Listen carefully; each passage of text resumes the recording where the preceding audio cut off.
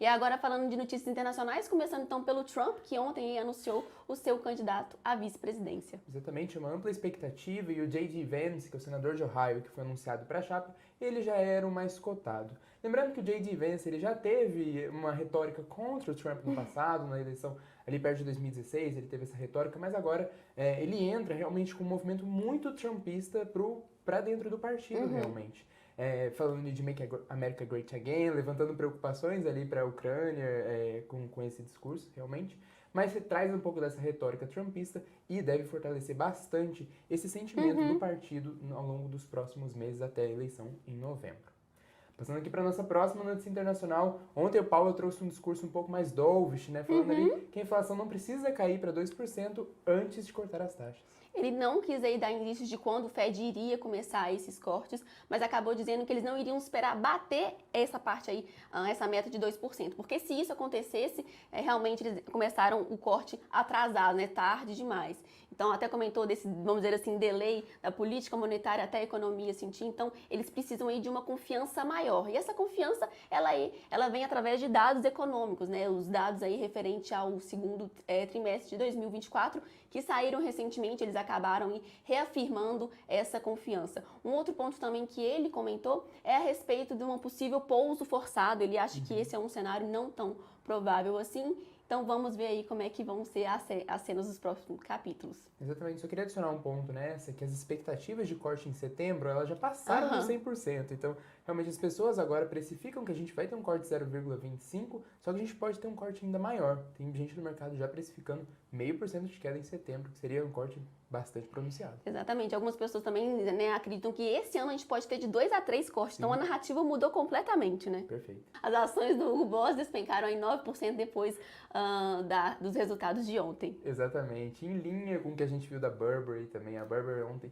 que é uma marca britânica, divulgou os resultados ali, teve uma troca de CEO, dando um guidance um pouco negativo. Agora o Hugo Boss também divulga esse resultado um pouco mais negativo. Então a gente vê que para as empresas de luxo o cenário não tá fácil. Não é o Hugo Boss, mas o Hugo Boss aqui realmente divulgando um guidance um pouco pior à frente, com expectativa de revisão das receitas na casa de 100 milhões de euros.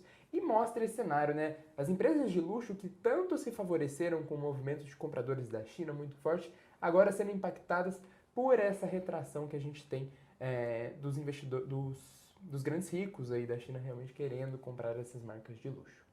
Passando agora para as nossas notícias nacionais, Fazenda busca receita para zerar o déficit de 2025, então, buscando ali na casa dos 20 bilhões, né, Gabi? Exatamente, esses 20 bi, pessoal, né, a gente está falando de novos impostos, mas não é para o nosso bolso final, tá? Não é do consumidor final, isso vai acabar vindo aí, talvez, através das empresas. 10 desses 20 bi seriam a respeito de alguns incentivos fiscais que hoje são concedidos, mas algumas empresas utilizam ele de maneira indevida. Então, é como se fosse a limpa que eles também estão fazendo, essa limpa aí de 26 bi que o governo comentou, de benefícios sociais também que são concedidos hoje de maneira indevida. Então, esses 20 bi seriam adicionados a esses 26 que eu acabei de comentar, né, de benefícios sociais que também são concedidos de maneira indevida, e também aos 17 bi da desoneração da folha. Caso essa proposta realmente passe, o governo vai conseguir aí atingir a meta de 2025.